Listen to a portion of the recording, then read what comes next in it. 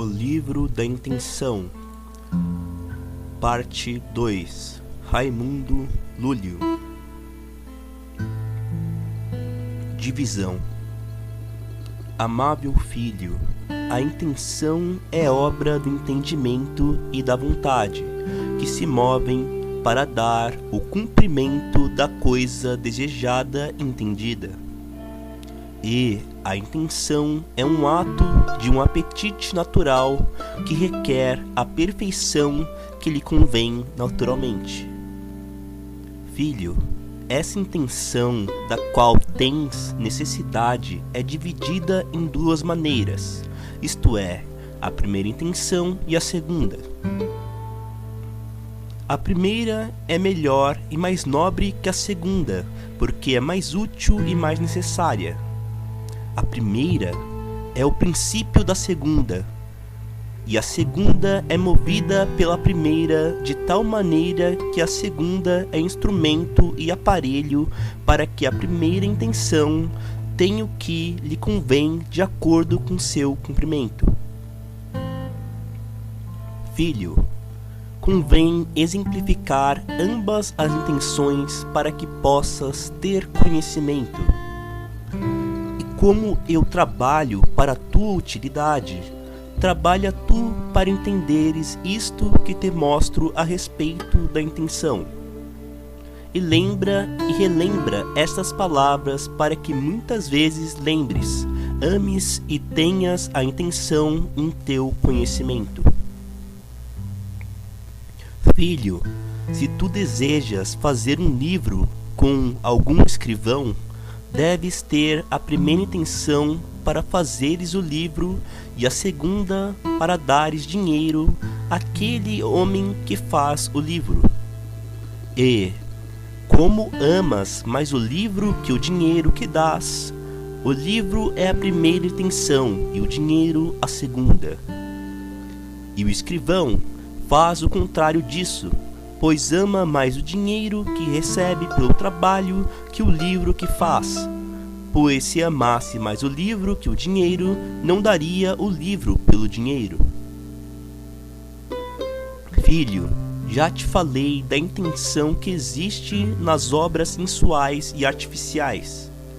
Agora desejo te dar exemplo da intenção que existe nas obras intelectuais. Entende que o livro que tu fazes escrever é a segunda intenção, e a ciência que desejas ter é a primeira, pois mais vale a ciência que o livro. Filho, o entendimento que tens é pela segunda intenção, e a obra do entendimento, isto é, o ato de entender, é pela primeira, pois melhor coisa é a obra da virtude, que não é a virtude, pois a virtude existe para que exista a sua obra. Filho, a boa obra que tens em teu entendimento, quando entendes, existe pela segunda intenção. Por sua vez, o mérito que tens existe pela primeira, pois tu entendes para que tenhas mérito, e o mérito que tens por entender existe pela segunda intenção. A glória que tu tiveres existe pelo mérito que existe pela primeira, pois tu tens mérito para que tenhas glória. Filho, a glória que terás no paraíso, se nele entrares, será pela segunda intenção, e o conhecimento e o amor que tiveres de Deus serão pela primeira. Pois melhor coisa é a intenção de conhecer e amar Deus que ter glória por conhecê-lo e amá-lo, pois Deus é mais inteligível e amável que tua glória. Filho, Deus é tão digno de ser conhecido e amado que a intenção que o homem, quando é digno, tem de conhecê-lo e amá-lo, não pode mudar em mais alto grau. Por isso, a melhor coisa é o entendimento do entender que entende Deus, e não o mérito e a glória que o homem tem por entender. E, se isso não fosse assim, a intenção seria mais obrigada aos homens que às honras de Deus. Filho, basta te falar da intenção artificial nas coisas corporais e espirituais. Se sabes entendê-la, e saberás entendê-la se desejares entendê-la. E como desejo te falar da intenção natural, entende que a árvore é a segunda intenção e o fruto é a primeira, porque melhor coisa é o fruto que a árvore. Filho, o corpo que tens existe para a segunda intenção, e a alma existe para a primeira, pois a alma vale mais que o corpo, e o corpo existe para que a alma possa lembrar, entender e amar a Deus, as virtudes e as boas obras. Amável filho, por 3 maneiras te dei o conhecimento da primeira e da segunda intenção. Assim, pedi que tua intenção fosse ordenada de tal maneira que não amasses através da segunda o que convinha ser amado pela primeira, nem amasses com a primeira o que não fosse digno de ser amado.